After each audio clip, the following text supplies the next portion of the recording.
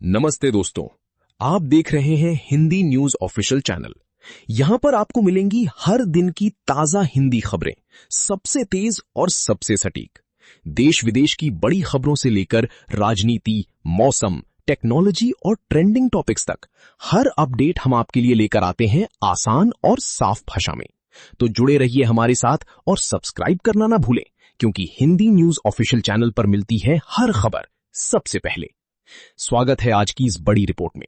आइए जानते हैं 28 मई 2026 की उत्तर प्रदेश की 4 प्रमुख खबरें। उत्तर प्रदेश में इस वक्त एडमिनिस्ट्रेशन, इंफ्रास्ट्रक्चर और ट्रांसपोर्ट को लेकर काफी कुछ तेजी से बदल रहा है। आज के इस विशेष नीति विश्लेषण में हम इन्हीं नए शासनादेशों और फैसलों की गहराई में जाएंगे जो राज्य की पूरी कार्यप्रणाली को एक नया रूप दे रहे हैं। हमारा फोकस मुख्य रूप से 4 अहम पोर्टफोलियो पर रहेगा: ग्रासरूट्स गवर्नेंस, रूरल इंफ्रास्ट्रक्चर, स्वास्थ्य और परिवहन संचालन। इन सब का सीधा असर ग्रामीण क्षेत्रों से लेकर शहरी व्यवस्थाओं तक हर जगह पड़ने वाला है। तो चलिए शुरुआत करते हैं ग्रासरूट्स गवर्नेंस यानी जमीनी प्रशासन से, जहां गांव के विकास की रफ्तार को बनाए रखने के लिए एक बहुत बड़ा कदम उठाया गया है। 57,694। जी हां, ये आंकड़ा काफी अहम है। दरअसल राज्य में ठीक इतने ही निवर्तमान ग्राम प्रधानों को अब आधिकारिक तौर पर प्रशासक या एडमिनिस्ट्रेटर के रूप में नियुक्त कर दिया गया है। यूपी के इतिहास में ये अपने आप में पहली बार हुआ है। अब आप सोच रहे होंगे कि ऐसा किया क्यों गया? असल में पंचायत चुनावों में कुछ देरी हो रही है और कोई नहीं चाहता कि इस वजह से गांवों का विकास ठप पड़ जाए। तो ये एक बिल्कुल निष्पक्ष प्रशासनिक उपाय है जिससे सुनिश्चित होगा कि लोकल प्रोजेक्ट्स को लगातार नेतृत्व मिलता रहे और विकास बिना किसी रुकावट के चलता रहे। और जब ग्रामीण सशक्तिकरण की बात हो ही रही है तो प्रोजेक्ट गंगा का जिक्र आना लाजमी है। ये एक बेहद विजनरी पहल है जिसने हाल ही में अपने सभी जरूरी टेक्निकल माइलस्टोन्स पार कर लिए हैं। इसका सीधा मकसद है गांवों और छोटे कस्बों तक हाई स्पीड डिजिटल कनेक्टिविटी पहुंचाना, जो सच में जमीनी स्तर पर एक बड़ी डिजिटल क्रांति की शुरुआत है। चलिए अब रूरल इंफ्रास्ट्रक्चर और पब्लिक सिक्योरिटी की तरफ बढ़ते हैं। देखते हैं कि नए हार्डवेयर डिप्लॉयमेंट से आम जनता की सुरक्षा कैसे मजबूत की जा रही है। अब इस आंकड़े पर नजर डालिए, 1500। ये उन सोलर लाइट्स की संख्या है जो कतरनिया घाट वाइल्डलाइफ सेंचुरी इलाके में पहले चरण में लगाई जा रही हैं। यहाँ एक बहुत ही कमाल की बात यह है कि ये लाइट्स फिलिप्स कंपनी के कॉर्पोरेट सोशल रिस्पॉन्सिबिलिटी यानी CSR फंड के जरिए लगाई जा रही हैं। ये मानव वन्य जीव संघर्ष को रोकने का एक बहुत ही प्रैक्टिकल सोल्यूशन है।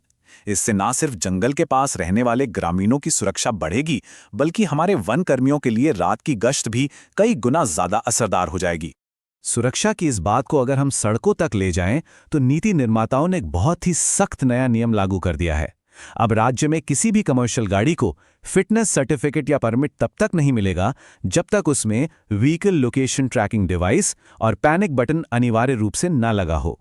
यात्रियों की सुरक्षा के लिहाज से यह एक बड़ा गेम चेंजर है। आगे बढ़ते हुए पब्लिक वेलफेयर और स्वास्थ्य नीतियों पर ध्यान दें तो राज्य के कर्मचारियों के लिए हेल्थ केयर कवरेज का दायरा अब काफी बड़ा कर दिया गया है। अब जरा सोचिए, करीब 28 लाख राज्य कर्मचारी और पेंशनर्स पंडित दीनदयाल उपाध्याय कैशलेस चिकित्सा योजना के तहत आयुष ट्रीटमेंट का भी लाभ उठा सकेंगे। मतलब आयुर्वेद, यूनानी और होम्योपैथी अब पूरी तरह कवर होंगे। इसका सबसे बड़ा फायदा यह है कि सर्दी जुकाम जैसी आम बीमारियों के लिए बार बार एलोपैथी दवाइयां नहीं खानी पड़ेंगी और एक होलिस्टिक इलाज मिल सकेगा। आखिर में इस विश्लेषण का रुख बड़े स्तर की परिवहन व्यवस्था यानी मैक्रो ट्रांजिट की ओर करते हैं। यहाँ कुछ बेहद कड़े नियम और नेक्स्ट जनरेशन पब्लिक ट्रांसपोर्ट की एंट्री होने वाली है। कैब बुक करके लंबा इंतजार करना सच में बहुत फ्रस्ट्रेटिंग होता है।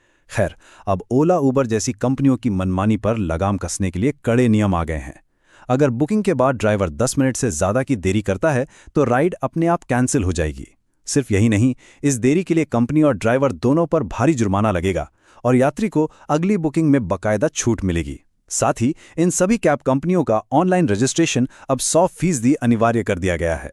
एक और शानदार अपडेट, ग्रामीण और शहरी ट्रांजिट हब्स को आपस में स्मूथली कनेक्ट करने के लिए परिवहन विभाग आगामी जेवर एयरपोर्ट रूट पर लग्जरी इलेक्ट्रिक बसें उतारने जा रहा है।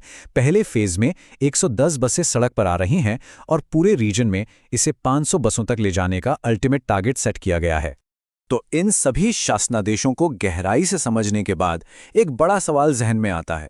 डिजिटल कनेक्टिविटी का विस्तार, ट्रांसपोर्ट में सख्त सुरक्षा नियम और बिना रोके चलने वाला प्रशासनिक नेतृत्व, क्या इन सबका ये मजबूत तालमेल आने वाले महीनों में उत्तर प्रदेश के ग्रामीण और शहरी दृश्य को पूरी तरह से बदल कर रख देगा? यकीनन ये कदम काफी असरदार नजर आ रहे हैं, जो राज्य के विकास की नई कहानी लिख सकते हैं। आज के इस विश्लेषण में बस इतना ही। वीडियो देखने के लिए धन्यवाद। ऐसी ही उत्तर प्रदेश और देश की बड़ी खबरों के लिए हमारे चैनल को सब्सक्राइब जरूर करें। वीडियो को लाइक करें, शेयर करें और बेल आइकन दबाना ना भूलें, ताकि हर बड़ी अपडेट आप तक सबसे पहले पहुंचे। धन्यवाद।